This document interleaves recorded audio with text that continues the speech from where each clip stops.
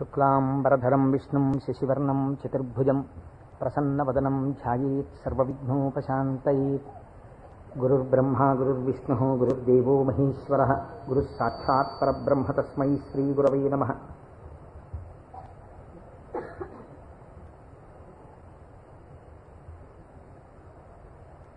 వ్యాసాయ విష్ణురూపాయ వ్యాసరూపాయ విష్ణవే నమో వై బ్రహ్మనిధయే వాసిష్ఠాయ నమో నమః. కూజంతం రామ రామేతి మధురం మధురాక్షరం ఆరుహ్య కవితాశాఖాం వందే వాల్మీకికోకిలం. శృతిస్మృతిపురాణానాం ఆలయం కరుణాలయం నమామి భగవత్పాదశంకరం లోకశంకరం. వాగర్ధావివ సంపృక్తౌ వాగర్ధప్రతిపత్తయే జగతః పితరౌ వందే పార్వతీపరమేశ్వరౌ. సూక్తిం సమగ్రయతున స్వయమేవ లక్ష్మీః శ్రీరంగరాజమహిషీమధురైకటాక్షైః. వైదగ్ధ్యవర్ణగుణగుంభనగౌరవైర్యాం కండూలకర్ణకుహరాः కవయోధయంతి. హైమోర్ధ్వపుండ్రమజహన్మకుటం సునాసం మందస్మితం మకరకుండలచారుగండం బింబాధరం బహుళదీర్ఘకృపాకటాక్షం. శ్రీవేంకటేశముఖమాత్మని సన్నిధత్తాం మనోజవం మరుతతుల్యవేగం జితేంద్రియం బుద్ధిమతాం వరిష్టం. వాతాత్మజం వనరయూధముఖ్యం శ్రీరామదూతం శిరసా నమామి. ఆపదామపహర్తారం దాతారం సర్వసంపదాం లోకాభిరామం శ్రీరామం భూయో భూయో నమామ్యహం. సింధూరారుణ విగ్రహాం త్రినయనాం మాణిక్యమౌళిస్ఫురత్తారానాయకశేఖరాం స్మితముఖీం ఆపీనవక్షోరుహాం. పాణిభ్యాం అళిపూర్ణరత్నచషకం రక్తోత్పలం బిభ్రతీం సౌమ్యాం రత్నఘటస్థరక్తచరణాం ధ్యాయేత్ పరేదంబికాం. హరి ఓం. పరమేశ్వర స్వరూపమైన సభకి నమస్కారం. ఇది ఉత్తరాయణ పుణ్యకాలం. దక్షిణాయనం పూర్తయి మనం ఉత్తరాయణంలోకి ప్రవేశించాం. ఈ ఉత్తరాయణ పుణ్యకాలంలో శివనామం ఒక్కసారి పలికిన వారు ఎవరైనా ఉన్నారా అని గమనిస్తారట. అంత మహోత్కృష్టమైన కాలం. విశేషించి అదృష్టం ఏంటంటే మనం ప్రతిరోజు ప్రదోష వేళలో ఈ ఉపన్యాసాన్ని ప్రారంభం చేస్తాం. ప్రదోష వేళ పార్వతీ పరమేశ్వరుల యొక్క అర్ధనారీశ్వర స్వరూపంగా శాస్త్రం భావన చేస్తుంది. అంత పరమ పవిత్రమైనటువంటి అసుర సంధ్య వేళలో సాక్షాత్తుగా శంకరుడు వృషభవాహనారూఢుడై ఈ భూమండలం మీద తిరుగుతూ శ్రీశైల పర్వతం మీద ఒక్కసారి దిగుతారట. అందుకే సంధ్యారంభ విజృంభితం శృతిశిరస్థానాంతరాధిష్ఠితం సప్రేమ భ్రమరాభిరామమసకృత్సద్వాసనాశోభితం భోగీంద్రాభరణం సమస్త సుమన పూజ్యం గుణావిష్కృతం సేవే శ్రీగిరి మల్లికార్జున మహాలింగం శివాలింగితం అంటారు. ఒక మద్ది చెట్టు నల్లుకున్నటువంటి మల్లెతీగని చూసినటువంటి శంకర భగవత్పాదులు పార్వతీదేవి చేత ఆలింగనము చేయబడిన పరమేశ్వర స్వరూపాన్ని శ్రీశైల పర్వత శిఖరముల మీద దర్శనం చేసినటువంటి మహోత్కృష్టమైన శ్లోకం అది. అటువంటి శివస్వరూపాన్ని మనం ప్రదోష వేళలో ప్రవచనంగా చేసుకునే ముందు శివపురాణం సామాన్యమైంది కాదు, చాలా పెద్ద గ్రంథం అది.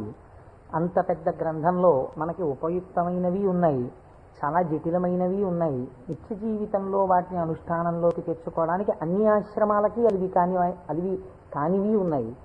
కనుక నేను అనుకున్నాను, శివాష్టోత్తర శతనామ స్తోత్రాన్ని ఉత్తరాయణ పుణ్యకాలం కనుక నేనేదో ప్రవచనం చేయడం కేవలం వినడం కాకుండా ప్రతిరోజు ఈ కార్డు పట్టుకుని వస్తే ప్రదోష వేళలో మనం ఇటువంటి దేవాలయంలో కూర్చుని చెప్పుకున్నటువంటి నామం 1,000,000 రెట్లు ఫలితం ఇస్తుంది.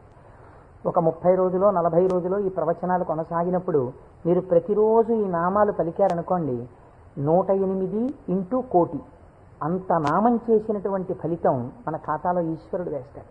దాని మీద వినడం శృణ్వం తపః, అది తపస్సు చేసినటువంటి ఫలితం అవుతుంది.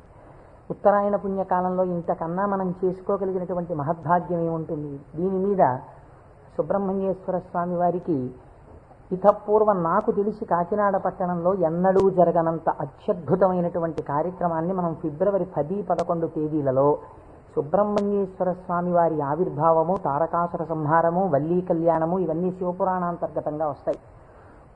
ఇవన్నీ విన్న తరువాత 200 జంటలు పాలకావిళ్ళు ఎత్తి పట్టుకుని, కావిడి పట్టుకున్న వాళ్ళకి ఇంకా ఆచంద్రతారార్కం వంశాభివృద్ధి కోరికలు తీరుస్తానని పరమాత్మ ప్రకటించారు. ద్రవిడ దేశంలో అయితే కావిడి పట్టుకుని వెడుతుంటే సంతానము లేనటువంటి స్త్రీలు పడుకుని వారు దాటేటట్టుగా పడుకుంటారు. వారు దాటితే సుబ్రహ్మణ్యుడే దాటినట్టు. సంతానము కలగకుండా ఉన్నటువంటి ప్రతిబంధకము దానివల్ల తొలగిపోతుంది అని. అటువంటి ఉత్సవం నాకు తెలిసి జరగలేదు. పెద్దలు పూర్వం ఎవరైనా చేసి ఉండవచ్చు. అటువంటి ఉత్సవాన్ని మనం ఫిబ్రవరి 11వ తారీఖున చేసుకోబోతున్నాం ఇక్కడ. ఆ రోజున సుబ్రహ్మణ్య సంబంధంగా ఒక గొప్ప హోమం జరుగుతుంది. సుబ్రహ్మణ్యుడికి పాలకావిళ్ళు పట్టుకొచ్చిన కావిళ్లల్లో పాలతోటే అభిషేకం జరుగుతుంది. అదే రోజున స్వామివారికి సాయంకాలం వల్లీ కళ్యాణం జరుగుతుంది. బహుశా వల్లీ కళ్యాణం జరగడం అన్నది మనం చాలా తక్కువగా చూసాం. వల్లీ కళ్యాణం ఆ రోజు సాయంకాలం ఇక్కడ జరుగుతుంది. ఇది కాకుండా ఇంకా కొన్ని విశేష కార్యక్రమాలు ఇందులో మన జీవితాలు ధన్యమయ్యేటట్టుగా అనుసంధానం చేస్తాం. ఆయా ఘట్టాలు వచ్చినప్పుడు వాటిని మీకు ముందుగానే విజ్ఞాపన చేస్తాను. కనుక శివపురాణాన్ని మనం శివాష్టోత్తర శతనామ స్తోత్రంతో అనుసంధానం చేసుకుంటే ఈ ప్రవచనాలు అయిపోయిన తరువాత కూడా మీరు ఎప్పుడైనా ఇంటి దగ్గర కూర్చుని నామాలు చదువుకుంటుంటే మనస్సు తొందరగా రమిస్తుంది. ఎందుచేత అంటే శివో మహేశ్వర శంభు పినాకి శశిశేఖర అని చదవడం వేరు. శివ అనగానే మొదటి నామం దగ్గర మీకు కొన్ని విషయాలు జ్ఞాపకానికి వచ్చాయనుకోండి, మనస్సు ఏమవుతుందంటే అటు ఇటు వెళ్ళదు, అందులోకి వెళ్ళిపోయి ఏదో ఒక నామంలో ఒక ఘట్టం ఏదో మీకు జ్ఞాపకం వచ్చి దాని గురించి ఆలోచిస్తూ మీరు నామాలన్నీ చదివేశారనుకోండి, ఇప్పుడు మీరు 108 నామాలు దీక్షతో తపస్సుగా చేసిన ఫలితం వస్తుంది. అది అర్థం తెలియకుండా చదువుతున్నారనుకోండి, మనస్సు చించలమై ఎక్కడికో వెళితే నామం చెప్పిన ఫలితం ఉంటుంది, కానీ మనస్సు లగ్నం కాదు. మనస్సుని కూడా ఏకీకృతం చేసేటటువంటి ప్రయత్నంలో భాగంగా శివమహాపురాణాన్ని శివాష్టోత్తర శతనామ స్తోత్రంతో అనుసంధానం చేస్తే మనందరికీ ఎక్కువ ప్రయోజనకరంగా ఉంటుంది అని నాకు అనిపించింది.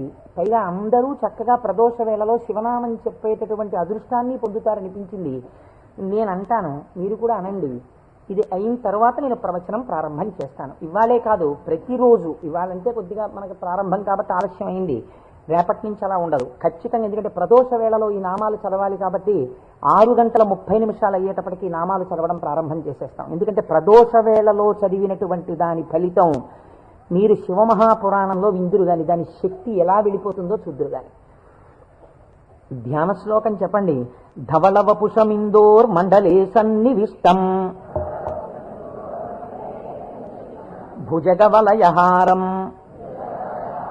భస్మదిగ్ధాంగమీశం మృగయ పరశుపాణిం చారు చంద్రార్ధమౌళిం హృదయ కమల మధ్యే సంతతం చింతయామి. శివో మహేశ్వర శంభు పినాకీ శశిశేఖర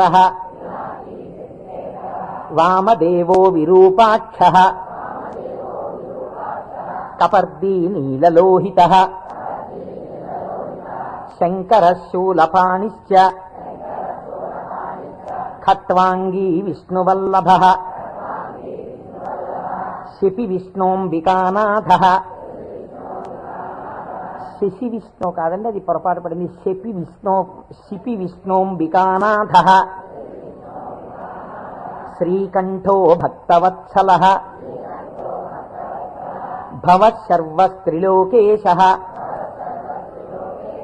సితికంఠ శివాప్రియ ఉగ్రకపాలీ కామారీ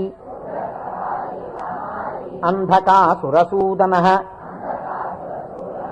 గంగాధరో లలాటాక్ష కాళకాల కృపానిధి భీమ పరశుహస్త మృగపాణిర్జటాధర కైలాసవాసీ కవచీ కఠోరస్త్రిపురాంతక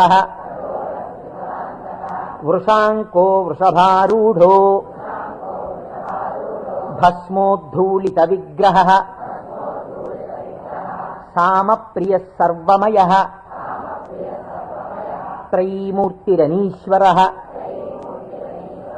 సర్వజ్ఞ పరమాత్మా చ సోమసూర్యాగ్నిలోచన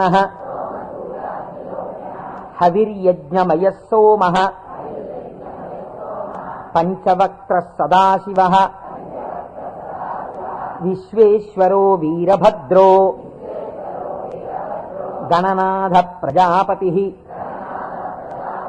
హిరణ్యరేతా దుర్ధర్షో గిరిశో గిరీశో నగః భుజంగభూషణో భర్గో గిరిధన్వీ గిరిప్రియ కృత్తివాసాః పురారాతిః భగవాన్ ప్రమదాధిపః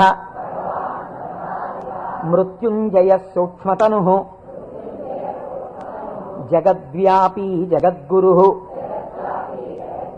వ్యోమకేశో మహాసేనః జనకశ్చారు విక్రమ మహాసేన జనకశ్చారు విక్రమః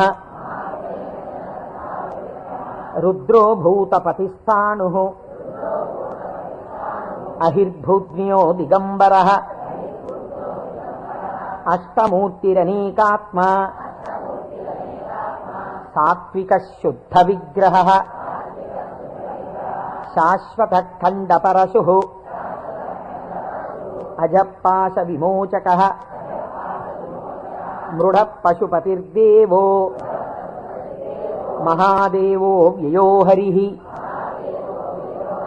పూషదంతభిదవ్యగ్రో దక్షాధ్వర హరోహరః భగనేత్రభిదవ్యక్తః సహస్రాక్ష సహస్రపాత్ అపవర్గప్రదోనంతః తారక పరమేశ్వరః ఏవం శ్రీశంభుదేవస్య నామ్నామస్తోత్తరం శతం.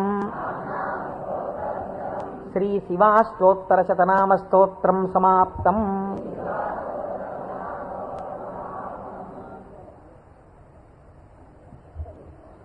హరి ఓం.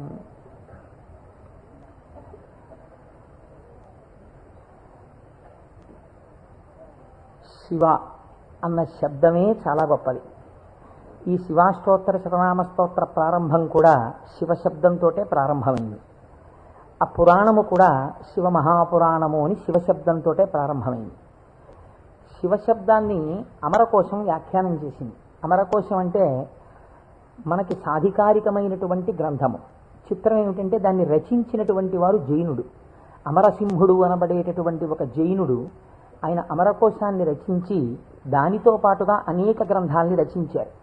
కానీ వారు శంకర భగవత్పాదాచార్య స్వామి వారితో వాదనకి దిగినప్పుడు శంకరుల చేతిలో ఓడిపోయారు.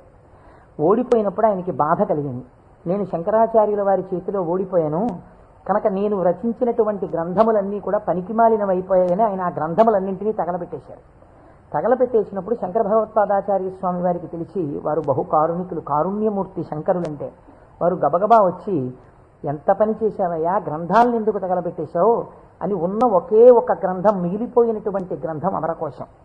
అమరకోశానికి ఉన్నటువంటి గొప్పతనం ఏమిటంటే అది మన సనాతన ధర్మములకు సంబంధించినటువంటి నామముల విషయంలో ఏ పక్షపాతం లేకుండా చక్కగా శృతి ఎలా ప్రతిపాదించిందో, స్మృతులు పురాణములు ఎలా ప్రతిపాదించాయో తాత్వికమైనటువంటి విషయాల్ని, నామములకు అనేకమైన విషయములకు ఉండేటటువంటి అర్థాలని అలా ప్రతిపాదన చేశాడు అమరసింహుడు. దాన్ని అమరకోశము అని పిలుస్తారు. మనం ఏదైనా ఒక విషయాన్ని ప్రతిపాదన చేసే ముందు సాధారణంగా ఒక్కసారి అమరకోశాన్ని చూస్తూ ఉంటారు. శివశబ్దాన్ని అమరకోశం వ్యాఖ్యానం చేసింది. శివ అన్న మాటని ఏ విధంగా మనం అర్థం చేసుకోవలసి ఉంటుంది అంటే అమరకోశంలో దాని గురించి అనేక రకాలైనటువంటి అర్థాలు చెప్పారు. అసలు ఈ అర్థం ఏమిటో మీకు తెలిస్తే తప్ప, లేదా నాకు తెలిస్తే తప్ప, మనం దాని గురించి కొద్దిగా అర్థం చేసుకునే ప్రయత్నం చేస్తే తప్ప అసలు శివ అనేటటువంటి నామానికి ఉన్న అర్థం తెలియదు. ఎందుకంటే శివ శివ అని రెండు శబ్దములు మనకి లోకంలో నానుడిలో ఉన్నాయి. శివ అంటే శంకరుడు, శివ అంటే పార్వతీదేవి, ఆయన యొక్క శక్తి స్వరూపం. శివ అంటే అమరకోశం అంటుంది శామ్యతి పరమానంద రూపత్వ నిర్వికారో భవతీతి శివ. నిర్వికారుడై, నిర్వికారుడు అంటే మనకి వికారములు ఉంటాయి. నేను తరచూ మీకు ప్రస్తావన చేస్తుంటాను. ఈ జగత్తులో ఉన్నటువంటి సమస్త ప్రాణులకు, సమస్త జీవులకు 6 వికారములు ఉంటాయి. ఇవి షడ్వికారములు అంటారు. కాలములో ఏదైనా వచ్చిందనుకోండి, దానికి పుట్టినటువంటి తేదీ అని ఒకటి ఉంటుంది. పుట్టిన తేదీ అన్నది పడినది అంటే మీరు ఒకటి గుర్తుపెట్టుకోవాలి, అది షడ్వికారములకు లోనైపోతుంది. ఈ భావన మీ మనస్సులో బాగా రూఢమైందనుకోండి, బాగా పూనుకుందనుకోండి, అసలు సగానికి సగం లోకం పట్ల ఉండేటటువంటి తాదాత్మ్యత తగ్గిపోతుంది.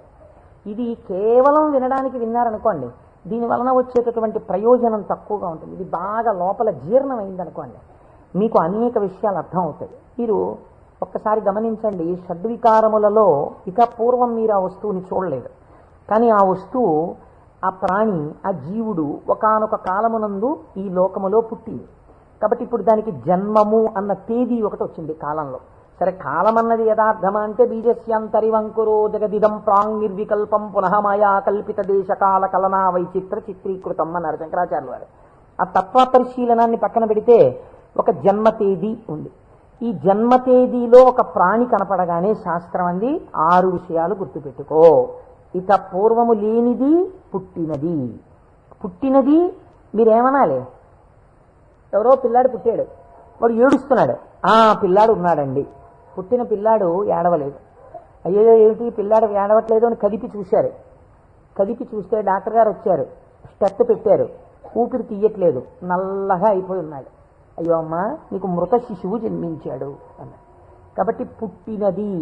అసలు రెండో వికారం ఉంటుంది, ఉన్నది భవతి అనగా ఈ లోకములోకి వచ్చినప్పుడు అది ఉన్నది. అసలు ఉన్నది అని మీరు అనాలంటే అక్కడే శివ శబ్దం ప్రారంభం, మంగళత్వం. ఉన్నది. ఉన్నది అలాగే ఉండాలా? అలా ఉండదు, పెరగాలి. పెరిగినది. పెరిగినది పెరుగుతూ వెళ్ళిపోతుందా? నేనున్నాను, ఎవరి మీదో ఎందుకు పెట్టి చెప్పాలి? కోటేశ్వరరావు అనబడేటటువంటి ఈ శరీరం ఒక డేటు, ఈ డేట్ చెప్తే ఏమవుతుందంటే అదో పుట్టినరోజు కనుక చాలా మంది పాపం ఇచ్చేసి చాలా అలవాటు చేస్తున్నారు. అందరూ భయం వేస్తుంది నాకు ఆ డేట్ చెప్పడానికి. ఏదో 14/7/1959కి ముందు ఈ శరీరం లేదు. 14/7/1959లో ఈ శరీరం వచ్చింది. కాబట్టి ఈ శరీరం వచ్చినది ఉన్నది, ఏడిచింది అమ్మ కడుపులోంచి వచ్చి. అలాగే ఉందా? మా అమ్మ కడుపులోంచి వచ్చినప్పుడు ఎలా ఉన్నానో అలా ఉన్నానా? పెరిగినది. అబ్బో, ఎంత ధ్వజస్తంభం అంత పెరిగిపోయింది ఈ శరీరం. పెరిగినది. ఇది ఇలా పెరుగుతూ ఉంటుందా? ఉండదు. తరిగినది. మీరు నన్ను ఒక 20 సంవత్సరాల తర్వాత చూశారనుకోండి, ఇది తరిగిపోతుంది. ఈ శరీరం వడిలిపోయి క్షీణించిపోవడం ప్రారంభమైపోతుంది. తరిగినది. తర్వాత ఆయనేనా ఈయన అనవలసి వస్తుంది, మార్పు చెందినది. బాగా క్షీణించిపోయి ఇప్పుడున్నంత శరీరం ఉండదు. అయ్య బాబోయ్, అప్పుడు ఎంత ఉండేవారండి మనిషి, ఆయన ఈయన అటుకంత అయిపోయారండి అంటాం. కాబట్టి మార్పు చెందినది, తరిగినది. ఇంకా కొంతకాలం అయిపోయిన తర్వాత నశించిపోయినది. ఇది శరీరం అంత్యేష్టి సంస్కారం చేయబడిపోతుంది. కాబట్టి ఈ 6 వికారములు సమస్త ప్రాణులకు ఉండి తీరుతాయి. జన్మ తేదీ ఉన్నది, చిట్ట చివరి వికారమునకు కూడా సమయం ఉన్నది. ఈ మధ్యలో ఈ 6 వికారములు నడుస్తుంటాయి. ఈ 6 వికారములన్నది లేనిది ఎవరైనా ఉన్నదా? ఉన్నది. అలా ఉన్నదేదో అదే శివ. అది కాలములో పుట్టలేదు, కాలములో పెరగలేదు, కాలములో ఉండలేదు, కాలములో తరగదు, కాలములో నశించదు. ఎవరి నుండి వచ్చినదో, ఎవరి ఎందు పెరిగినదో, ఎవరి ఎందు లయించిపోతున్నదో వాడు మాత్రం అలా ఉండిపోతున్నాడు. మేకలు వేయింజన్నను భాసురముగనొక్క కోటి పర్ణం బెక్కున్, ఆ కోతులు వేయింజన్నను కోకోయని కొంకినక్క కోయని కూర్చొని అంటారు జానపదులు. అందరూ వస్తారు, వెళ్ళిపోతాయి లోకాలన్నీ. చిట్ట చివరికి వెళ్ళిపోయిన లోకాలన్నీ ఎవరిలోకి వెళ్ళిపోయాయి? వాడు లయించిపోతాడా? వాడు లయించిపోడు. వాడిలోకి అన్నీ వెళ్ళిపోయి వాడు ఉండిపోతున్నాడు. అలా ఉండిపోయిన వాడెవడు? వాడు పరబ్రహ్మము. వాడికి శాశ్వతుడు, వాడికి కదలిక లేదు. వాడు ముందున్నాడు, చివరా ఉన్నాడు. అలా ఉన్నవాడెవడో వాడు నిర్వికారుడు. వాడికి వికారములు లేవు. వాడికి వికారం లేదు కాబట్టి వాడు ఎలా ఉంటాడు? వాడి జుట్టు తెల్లబడదు కదండి, వాడికి ముసలితనం లేదు, కాలము లొంగదీయలేడు. కాబట్టి ఇప్పుడు వాడు నిత్య యవ్వనుడు. అందుకే శివుడి గురించి చెప్పినా, అమ్మవారి గురించి చెప్పినా మనం ఏం చెప్తామంటే నమశివాభ్యాం నవయవ్వనాభ్యాం అంటాం. ఈ శ్లోకం మా ముత్తాత గారు చెప్పారు, అప్పుడు నవయవ్వనులే వాళ్ళు.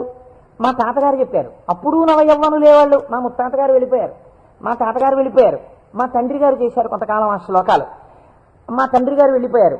ఇప్పుడు నేను చేస్తున్నాను. నేను చెప్పిన నమశివాభ్యాం నవయవ్వనాభ్యాం పరస్పరాశ్లిష్టవపుర్ధరాభ్యాం. అదేమిటంటే మా ముత్తాతగారు, తాతగారు, తండ్రి గారు, నేను 4 తరాలు మారిపోయా, ఇంకా నవయవ్వనాభ్యామేనా? ఆ శ్లోకం మార్చద్దా? వృద్ధాప్యం రాదా? రాదు. ఎందుకు రాదు? మీరు కాలమునకు వశులై కాలమునందు మార్పు మీకు వస్తుంది. కాల స్వరూపములో మీ యందు మార్పులు తెచ్చేవాడెవడున్నాడో వాడు మార్పునకు అతీతుడుగా సాక్షిగా ఉన్నాడు. కదిలే వస్తువుకి కదలని వస్తువు ఆధారమై ఉంటుంది. మీరు బాగా జ్ఞాపకం పెట్టుకోండి. కదిలే వస్తువుకి గడియారానికి ఉన్నటువంటి పెంజూలం ఊగాలనుకోండి, పెంజూలంని పట్టుకున్నటువంటి స్ప్రింగ్ ఊగకూడదు. స్ప్రింగ్ కూడా ఊగడం మొదలెట్టింది అనుకోండి, ఇంకేంటి అలా ఊగదు. స్ప్రింగ్ నిలకడగా ఉంటుంది, పెంజూలం ఊగుతూ ఉంటుంది.